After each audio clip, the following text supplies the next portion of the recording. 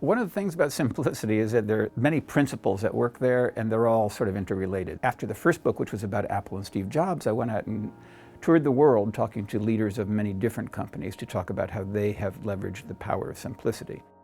Focus is a really big one, not trying to do too many things at once. People look at all the things that Apple did, they sort of view them as one thing, when in fact there was one step and then another step and then another step.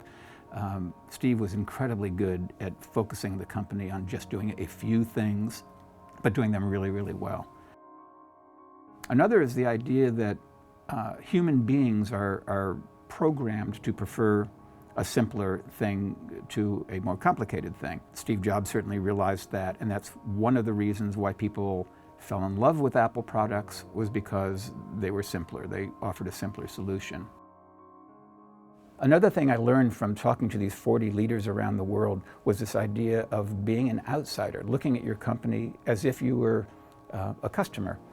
But I think everyone thinks they do that, but to do so in such a brutal way that you don't accept any compromise. So you look at things as an outsider, as if you had nothing to do, you know nothing about why things are the way they are. You don't have to think about, oh, well, that's the best we could do kind of a thing. It's just like, this is the experience. Is it good enough to make me go out in the world and tell people I had a great experience? And I think that was the key to Steve Jobs' success, is that he saw things through the customer's eyes, and he did not accept anything that compromised the customer experience.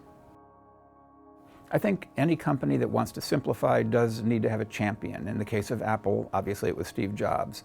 It doesn't have to be the CEO or president. It could be a manager or whatever, but someone has to be the one who stands up for simplicity and fights against complexity.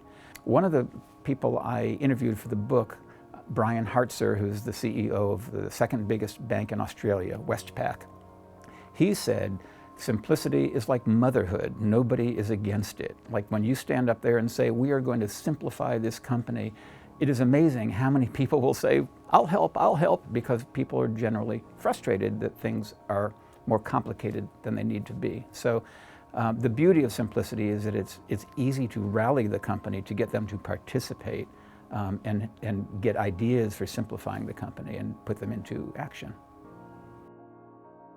It really is a worldwide phenomenon, the idea that a simpler way is a better way. And it is incredible how it isn't just a business thing now, it is a personal thing. But I think it's because, again, society as a whole sort of gets more sophisticated over time. And I think as part of this evolution of society, we are more conscious as we see more products that are beautifully designed, doing so well. People didn't used to ask for that. I think now more people demand it, and companies see what people are demanding and they start making things that way.